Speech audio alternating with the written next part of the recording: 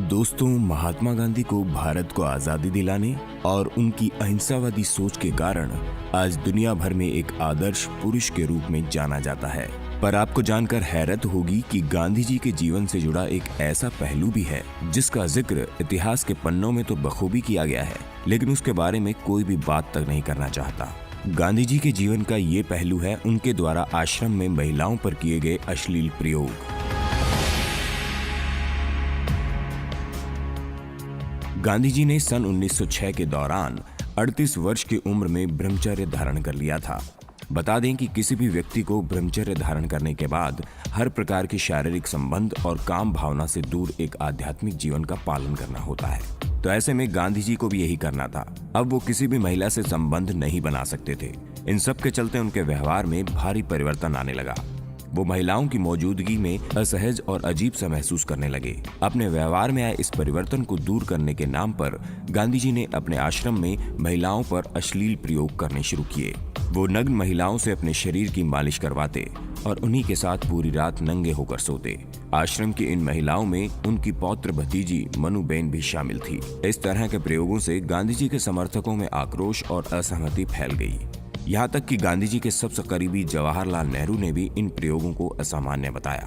ब्रह्मचर्य धारण करने के तकरीबन 1 साल बाद गांधी जी ने अपने अखबार इंडियन ओपिनियन में लिखा कि यह हर नौजवान भारतीय का कर्तव्य है कि वो शादी न करे, और अगर किसी कारणवश उसे शादी करनी भी पड़े तो कम से कम अपनी पत्नी के साथ शारीरिक संबंध न बनाए।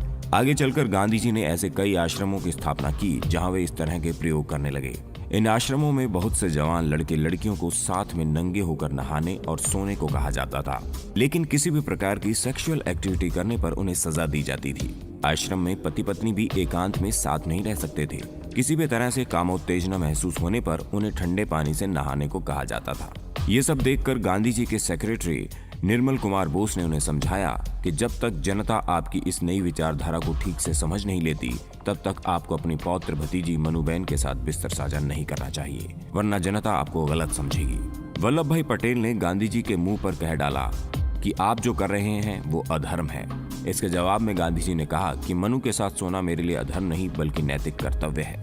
दोस्तों, गांधी जी के इन प्रयोगों को अगर किसी ने सबसे करीब से देखा तो वो शख्स था आर.पी. परशुराम। आर.पी. परशुराम केरला का एक स्टूडेंट था जिसने 2 वर्ष तक टाइपिस्ट और गांधी जी के पर्सनल सेक्रेटरी के तौर पर आश्रम में काम किया। परशुराम उस दौर में उन हजारों युवाओं में से एक था जो गांधी जी को अपना आदर्श मानते थे। गांधी जी के प्रति इसी सम्मान के चलते वो आश्रम में काम करने आया था और सिर्फ 2 वर्षों में ही उसने अपनी नौकरी छोड़ दी। नौकरी छोड़ते वक्त उसने एक खत में गांधी जी के व्यवहार और आश्रम में हो रहे अश्लील प्रयोगों से हो रही परेशानी के बारे में लिखा।